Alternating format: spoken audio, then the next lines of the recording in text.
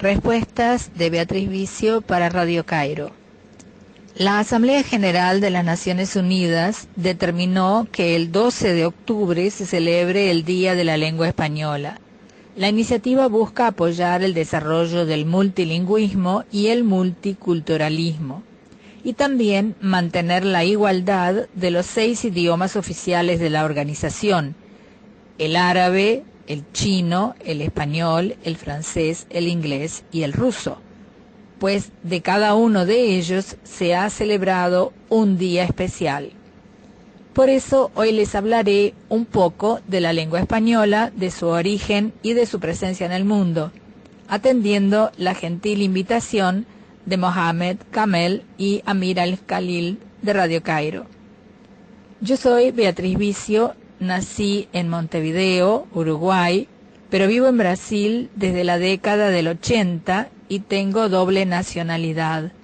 Durante muchos años me dediqué al periodismo, en particular al proyecto de la revista Cuadernos del Tercer Mundo, que circuló de 1974 a 2005 en español, portugués e incluso en inglés durante un breve periodo. Yo integré el equipo fundador de la revista y más tarde fui la editora y posteriormente la directora de la misma. Actualmente soy la vicedirectora del Instituto de Filosofía y Ciencias Sociales de la Universidad Federal de Río de Janeiro y profesora del Departamento de Ciencia Política y del programa de posgraduación en Historia Comparada de la misma universidad. También coordeno el Núcleo Interdisciplinario de Estudios sobre África, Asia y las relaciones Sur-Sur en el IFIX UFRJ. Sobre el idioma español. Los estudiosos definen al español como una de las lenguas romances, o sea, una de las lenguas derivadas del latín vulgar. También se encuentran en esta categoría de lenguas romances el portugués, el francés, el italiano, el catalán. La lengua española propiamente habría surgido durante los primeros siglos del largo período que la historiografía llama de reconquista, una palabra hoy muy cuestionada. O sea, se habría forjado la lengua española a partir de un mosaico lingüístico que era hablado por los cristianos en la península ibérica entre los siglos VIII y X. En aquel momento los reinos cristianos se unieron para resistir a los que ellos llamaban los moros, que eran los árabes y los berberes, que habían dominado prácticamente todo el territorio de la península ibérica a partir del siglo VIII. En aquel momento España no existía, lo que había eran reinos que muchos siglos más tarde finalmente fueron unificándose. Actualmente el español es la lengua nativa de más de 460 millones de personas y es la segunda lengua hablada en todos los continentes por muchos pueblos. Ocupa el 4º lugar entre las lenguas más habladas en el mundo, después del chino mandarino, el inglés y el hindi, según informan en su libro Historia de la Lengua Española, Resnick y Hammond. Y es también, como idioma extranjero, una de las lenguas más estudiadas. En las Américas, el español es la lengua oficial de la mayoría de los países. En América del Norte es la lengua oficial de México y es la segunda lengua más usada en los Estados Unidos, además de ser hablada por unas 250.000 personas en Canadá. En América Central es el idioma oficial de todos los países, menos de Belice, que tiene el inglés como lengua oficial, pero en donde el español es muy hablado también. En las Islas del Caribe es la lengua oficial de Cuba y de la República Dominicana, y es la lengua más hablada de Puerto Rico, donde tiene el estatuto de lengua cooficial con el inglés. En América del Sur es la lengua oficial de Argentina, Bolivia, Colombia, Chile, Ecuador, Paraguay, Perú, Uruguay y Venezuela.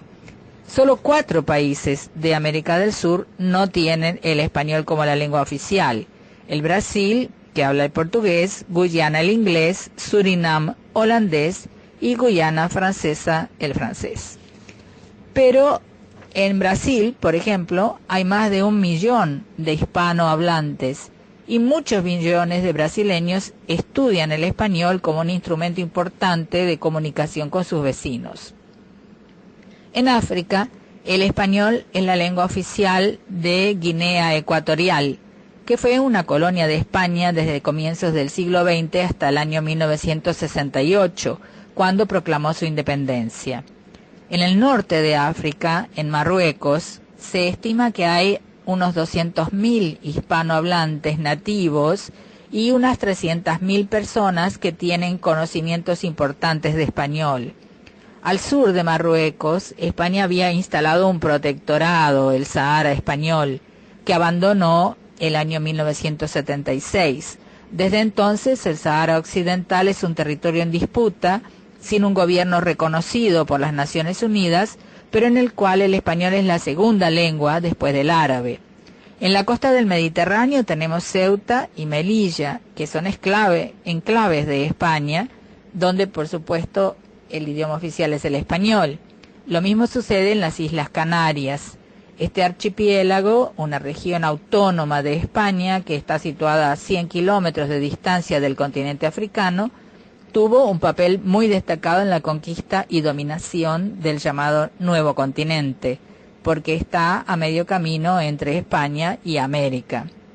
En Asia y en Oceanía también el español es hablado por comunidades hispanohablantes que residen en varios países, como sucede por ejemplo en Turquía. También en Taiwán, que fue colonia española hasta el siglo XVII, y en Filipinas, donde España dominó hasta 1898.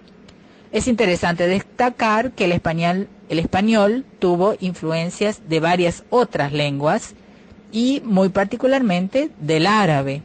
Se considera que por lo menos unas 5.000 palabras del español tienen origen árabe, como por ejemplo aceite, aceituna, almíbar, almohada, álgebra, aduana, jarabe, almacén y muchísimas más.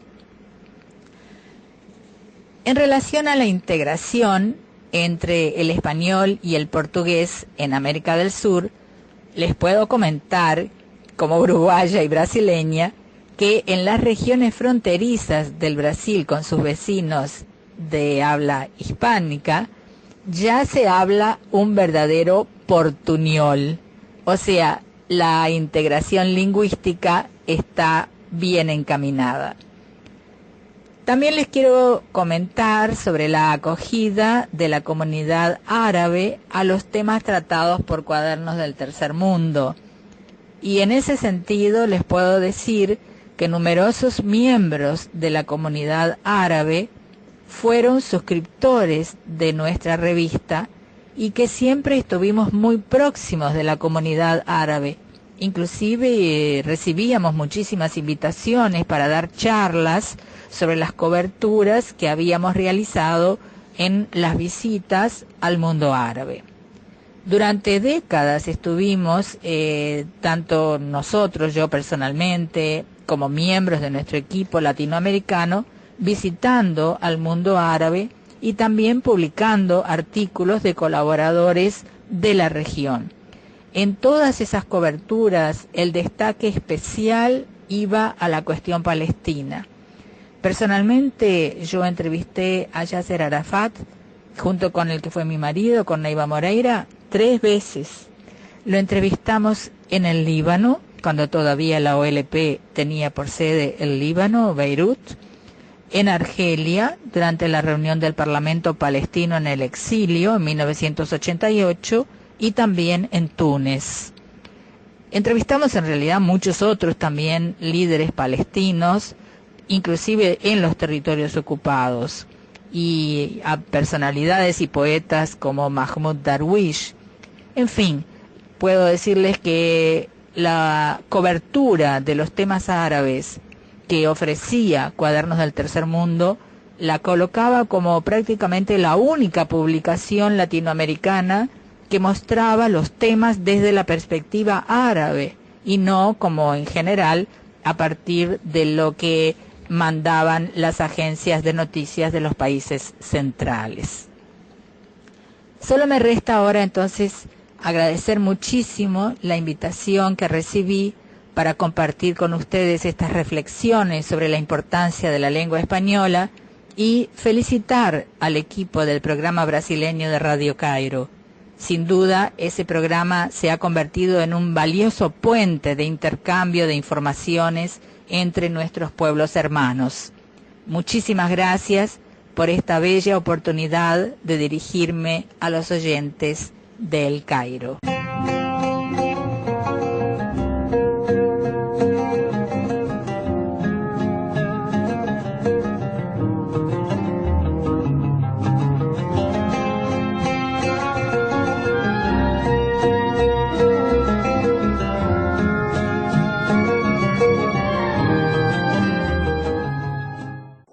A los oyentes de la Radio Cairo, mis agradecimientos. Mi nombre es Ahmad Shabib Hani. Soy egresado de la carrera de Historia a la que me dedico simultáneamente con el periodismo desde la década de los 1980. Ahora realizo investigación entre el periodismo y la historia en la maestría de la Universidad Federal de Mato Grosso del Sur, en el Brasil. El 12 de octubre de cada año, la comunidad hispanohablante celebra el Día Internacional del Español, el que se considera una de las lenguas más habladas en el mundo. La fecha nos remite al inicio de la colonización castellana en el territorio del continente más tarde llamado América, en español, antes llamado castellano. Proviene de los reinos católicos Castilla y Aragón, que sucedieron a la histórica presencia árabe de 800 años en la península ibérica. Isabel de Castilla y Fernando de Aragón, primeros reyes católicos del territorio que hoy corresponde a España, se decidieron por la expansión de sus dominios por el mundo entre el final de las últimas cruzadas, en verdad la toma de Constantinopla a mediados del siglo XVI, el llamado Renacimiento occidental, cuando cesa el oscurantismo del medioevo y el temor por el conocimiento impuesto por la feroz opresión religiosa en Europa y los reinos feudales, y la expansión del mercantilismo, base del capitalismo que ha hecho de Europa el centro del mundo.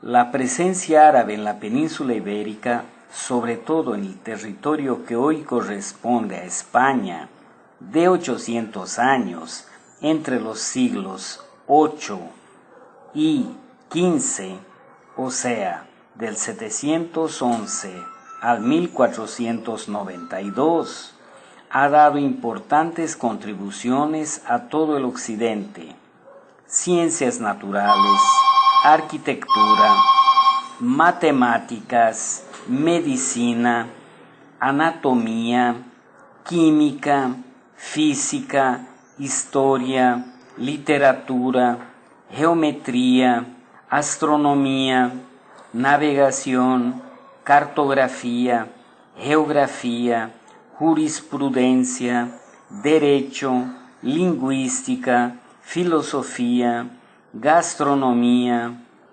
urbanismo y además a los idiomas neolatinos, que contienen etimológicamente alrededor de 30% de las palabras de origen árabe, particularmente el español, como azúcar, arroz, aceite, algodón, almacén, albañil, cenit, nadir, álgebra, almíbar, cero, cifra, entre tantos otros términos.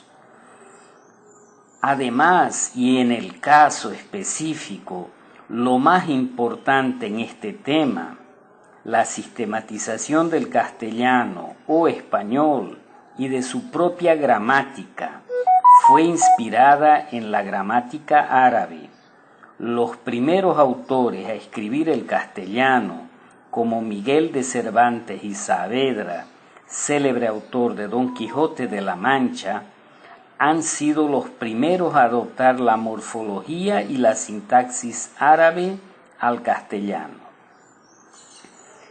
Lamentablemente, pocos son los investigadores contemporáneos que se dedican a estudiar y publicar estos datos, sobre todo a partir del posguerra del 1945, cuando el sionismo se encargó de borrar de la historia todo el inmenso legado árabe que, como en bandeja de oro, ofreció a toda la humanidad el legado cultural de la Edad Antigua clásica, en especial de los sabios griegos y latinos, y toda su sabiduría, lógica, geometría, anatomía, historia, geografía, astronomía, física, química y estudios de la naturaleza.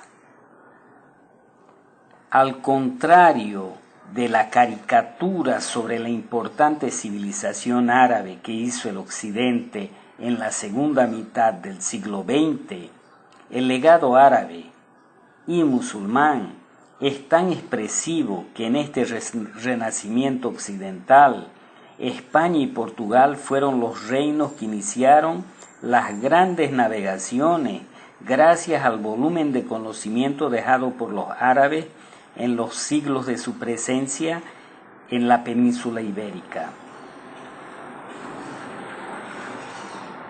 Finalmente, en 800 años de ocupación y no colonización, los árabes no impusieron su idioma ni su religión, más bien contribuyeron para la formación sólida y consistente de la ciencia y de la cultura, mientras portugueses y españoles en todos los lugares conquistados, ya sea en América, Asia y África, han impuesto su religión y su idioma a hierro y fuego. La historia nos comprueba todo esto con ejemplos elocuentes.